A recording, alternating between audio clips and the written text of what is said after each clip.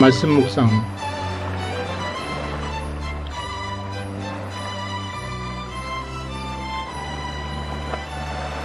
사람이 마음으로 자기의 길을 계획할지라도 그 일걸음을 인도하시는 이는 여호와시니라. 잠언 16장 9절 말씀. 너희는 말씀을 행하는 자가 되고 듣기만 하여 자신을 속이는 자가 되지 말라. 야고보서 1장 22절 말씀. 맡은 자들에게 구할 것은 충성이니라. 고린도전서 4장 2절 말씀. 순종이 제사보다 낫고 듣는 것이 수양의 기름보다 나으니. 사무엘상 15장 22절 말씀. 너희가 즐겨 순종하면 땅의 아름다운 소산을 먹을 것이요. 이사야 1장 19절 말씀. 주님의 명령을 순종하지 않으면서 그분의 약속을 의지할 수는 없습니다. 존 칼빈. We cannot rely on God's promises without obeying His commandments. Pastor John Calvin. 우리가 준비해야 할 것은 우리의 거창한 계획이 아니라 이미 예비된 하나님의 뜻에 순종하는 것입니다.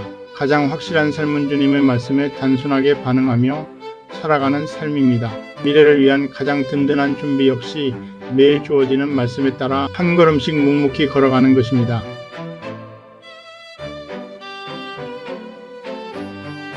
순종이 곧 우리의 미래가 됩니다. 순종이야말로 가장 강력하고 확실한 삶의 방식입니다.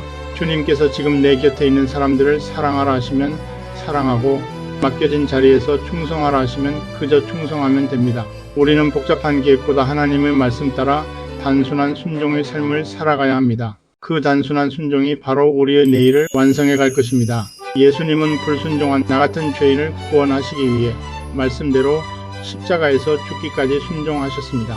내 영혼이 잠잠히 하나님만 바라며 나의 구원이 그에게서 나오는도다. 시편 62편 1절 말씀. 너의 행사를 여호와께 맡기라. 그리하면 네가 경영하는 것이 이루어지리라. 잠언 16장 3절 말씀.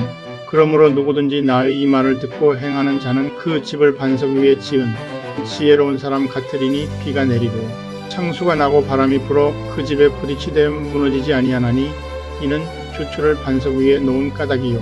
마태복음 7장 24절 25절 말씀. 여호와 샬롬.